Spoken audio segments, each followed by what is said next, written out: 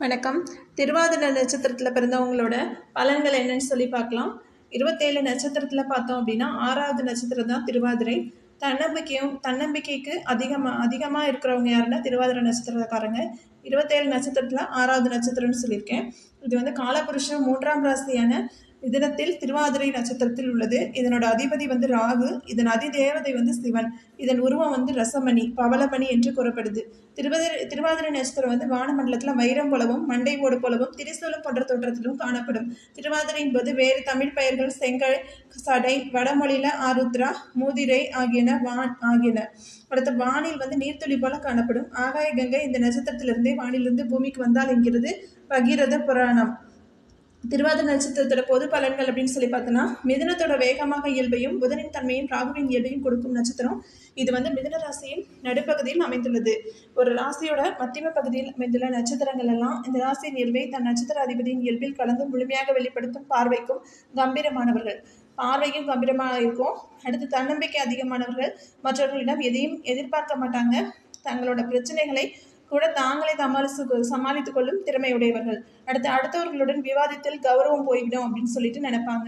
அடுத்து நிதானமா முன்னெச்சரிக்கையான செயல்பாடுகள் எல்லாம் கொண்டவர்கள்.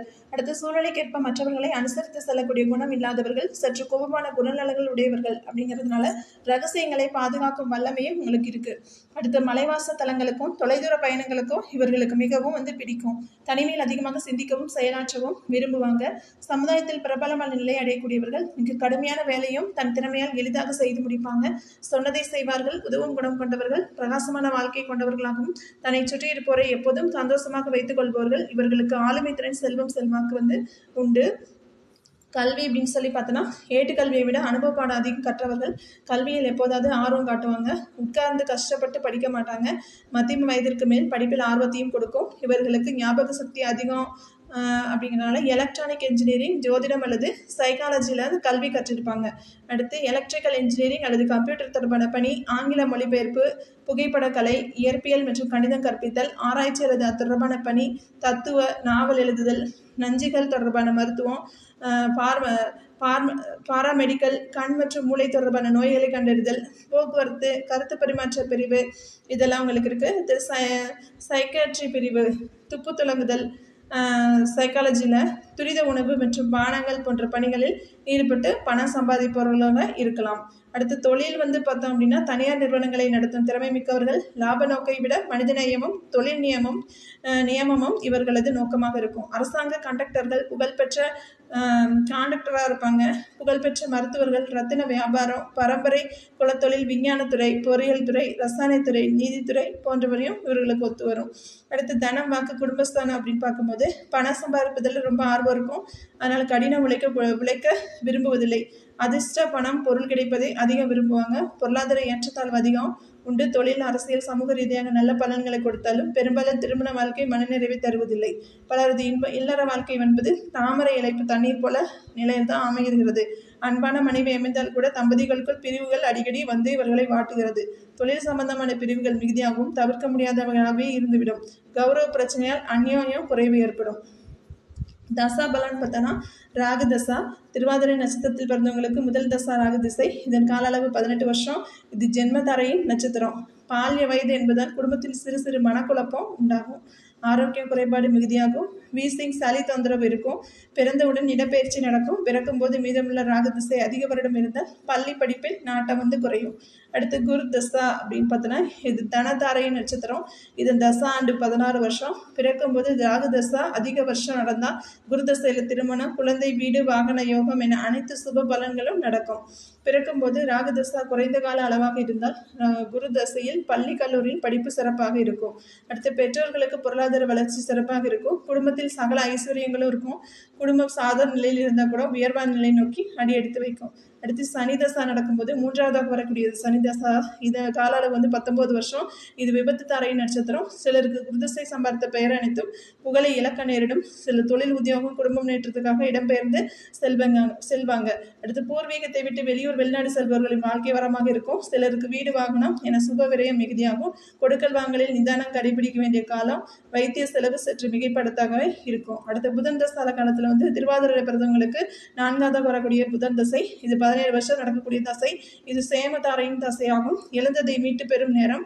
தடைப்பட்ட சுபகாரியங்கள் கைகூடும். கடன்கள் படிப்படியாக குறையும். பூர்வீக சொத்து சம்பந்தமான பிரச்சனைகள்லாம் முடிவுக்கு வரும். பேரன் பேத்தி என முதுமையை ரசித்து அனுபவிக்கும் காலம். வயது மூப்பு காரணமாக சில ஆரோக்கிய குறைபாடுகள் தலை தூக்கும். சில உத்தியோகத்திலிருந்து ஓய்வு பெறலாம். கோபம் பிடிவாதம் கூடும். அடுத்து கேது திசா வரும்போது 5ஆவதா வரக்கூடியது. இது 7 வருஷம் வரும். ஆன்மீக நாட்டம் கூடும்.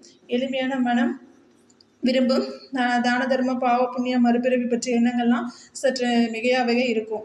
ஆன்மீக ஸ்தலங்களுக்கு சுற்றுலா சென்று வருவாங்க. எதிர்பார்த்த இடப்பெயர்ச்சியில் அலைச்சல்கள் ஏற்படும். குடும்பத்தில் மறைமுக எதிர்ப்புகள் கூடும். அடுத்து சுக்கிர தசையில் வரும்போது 6ஆவதாக வரக்கூடியது. இந்த தசையில் சாதக தாரையின் தசை.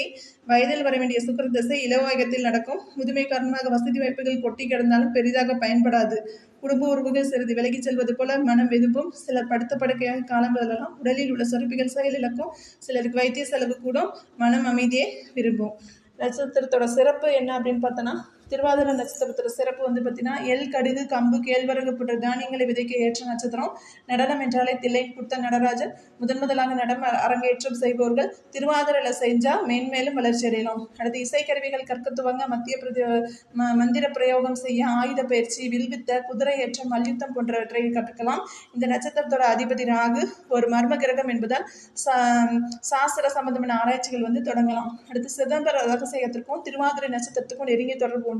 திருவாதிரை நட்சத்திரத்தில் சிவபூஜை செய்தால் சிதம்பர ரகசியத்தை அறிய முடியும். இதன் அதிபதி சிவன் என்பதால் சிவபூஜை செய்ய உகந்த நட்சத்திரம். அடுத்து பைரவர் வழிபாட்டை திருவாதிரை நட்சத்திரத்தில் துவங்கினால் காரிய சித்தி உண்டாகி பிரார்த்தனைகளுக்கு விரைவில் தீர்வு கிடைக்கும். திருவாதிரையில் நோய்வாய்ப்பட்டால் எளிதில் குணமாகாது. காரணம், கண்டுபிடிக்க முடியாத எந்த நோயாலும் குணப்படுத்த முடியாத எந்த நோயாக இருந்தாலும் திருவாதிரையில் சிவனை வழிபட்ட பிறகு சிகிச்சை துவங்க வேண்டும்.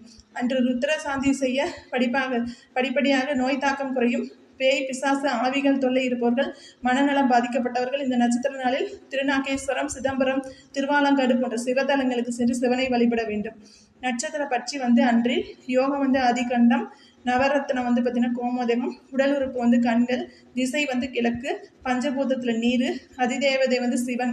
நட்சத்திர மிருகம் அப்படின்னு பார்த்தோன்னா ஆண் நாய். நட்சத்திர வடிவம் ரசமணி. நன்மை தரும் நட்சத்திரங்கள் சம்பத்து தாரை, புனர்பூஷம், விசாகம், புராடத்தி. சேமதாரை ஆயில்யம், கேட்டை, ரேவதி. சாதகதாய், பரணிபுரம், புராட்டம். பரமமிக தாரை மிருகஷீடம், சித்திரை, அபிட்டம். பொதுவான பரிகாரம். இந்த நட்சத்திரத்தில் பிறந்தவங்க ஜென்ம நட்சத்திர நாளில் சிதம்பர நடராஜரை வழிபட்டால் வாழ்வில் அடைய முடியாத வெற்றிகளே கிடையாது. தினசரி ராகு காலத்தில் துர்க்கை காளியை வழிபட மேன்மை உண்டாகும். ஜென்ம நட்சத்திர நாளில் கருப்பு உளுந்து தானம் வழங்க வேண்டும். சாதக தரையான பூர நட்சத்திர நாளில் ஆண்டாள் வழிபாடு செய்து வர சுப பலன்கள் அதிகமாக நடக்கும். நன்றி, வணக்கம்.